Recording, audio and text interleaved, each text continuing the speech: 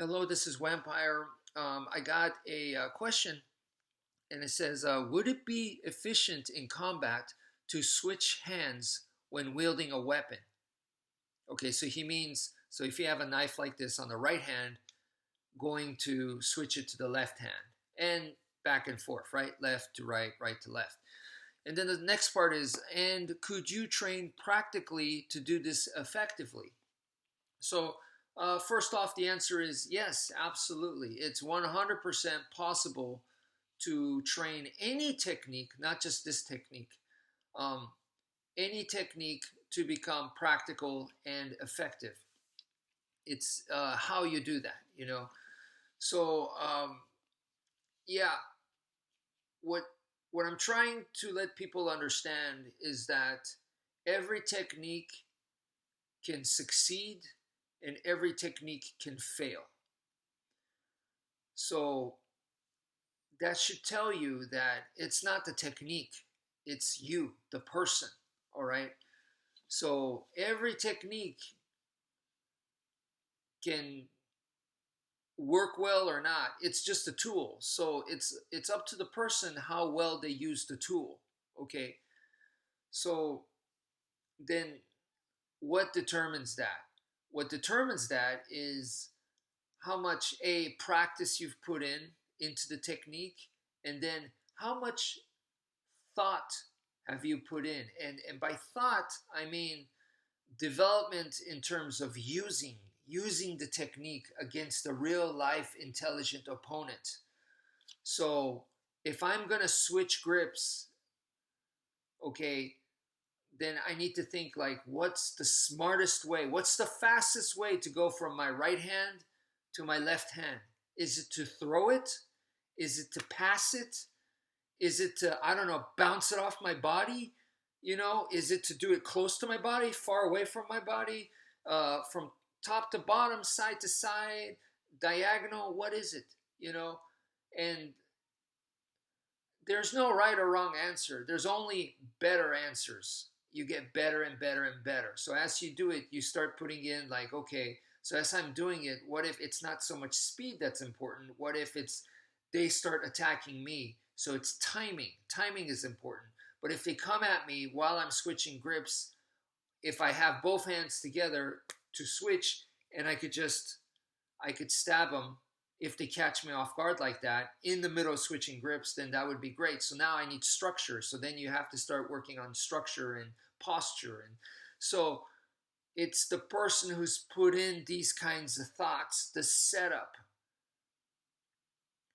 because you want to have your method ready and able to deal with anything that the average person or someone who's, skilled is going to bring at you, whether it's just pure muscle. The average person is just going to result to anger and force and something like that, or it might be something they're going to be smart about it. And you never know. They don't have to be trained. You could be surprised. Some people are naturally, they have good instincts, and it almost seems like they've trained for 5 years, but maybe they have zero. It's just natural.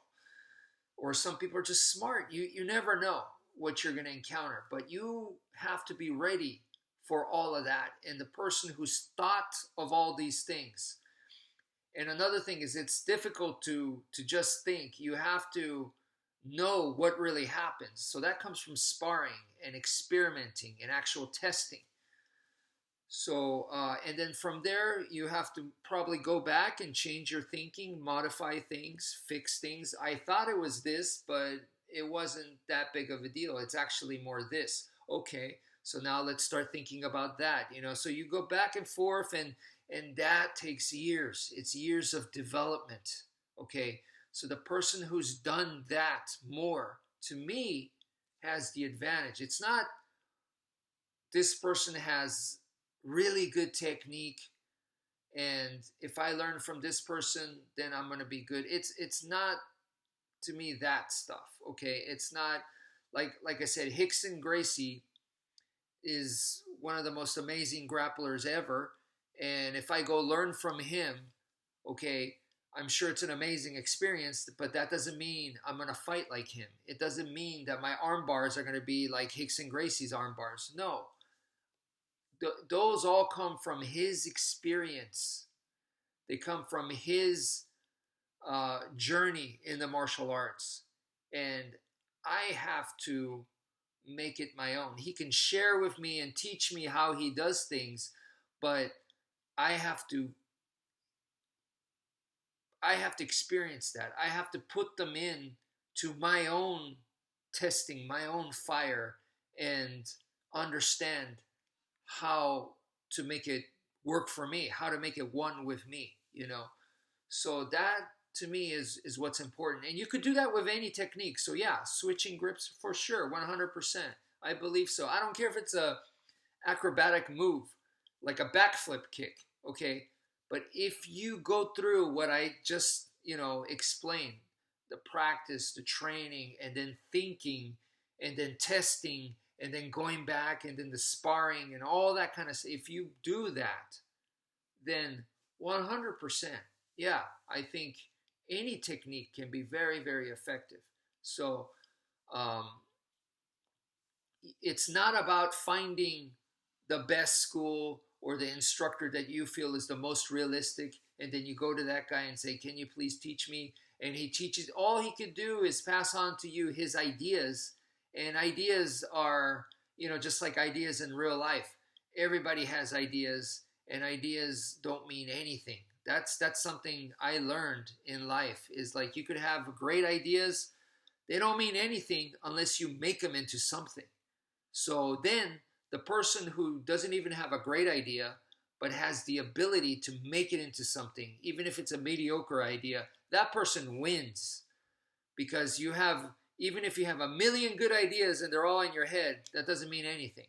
Okay? So you have to do something with it. So it's the exact same thing here. Like, I could explain to people and teach people how to do a front kick. And tonight, I just saw the UFC, the Ultimate Fighting Championship, and a guy basically knocked out another guy, TKO, with a front kick to the solar plexus. And then from there, he finished him off. But it was the front kick that did it, okay? I know how to do a front kick. I could teach you to do a front kick. Does that mean your front kick's going to be like that guy's front kick? No, absolutely not. No, I don't think I could do that. And I've been doing a front kick for a long time now. So you have to put in that kind of training, that kind of all of that. And even if you do, there's still no guarantee that it's going to work that great for you, because sometimes the truth is the technique chooses you. So if you train and practice and whatever, your front kick can get better for sure, without a doubt, it can, but it still may not have KO ability. And that's the same with me. And look, I can train karate chop my whole life, right? But that doesn't mean that I'll be able to break a bottle with a karate chop like Mr. Miyagi or Mas Oyama. It doesn't mean that I could do that. And the more time I put in, of course, it'll get better, but I still may never ever be able to do that. That's just a reality. Same with, like a right cross. Can I knock people out with a right cross? It may not be my technique. It just may not be. I can train it and get better at it and be effective at it, but I may never be able to knock out someone with it. And especially if you're talking about someone that's 200 pounds plus, it just may not be possible, for someone like me to ever do that. So in that case, there might be a different technique where it clicks. So, I know a lot of times people like to choose techniques and they pick, but like I'm telling you, sometimes the technique picks you. So anyway, that's it for now. Thank you for listening, and take care, folks.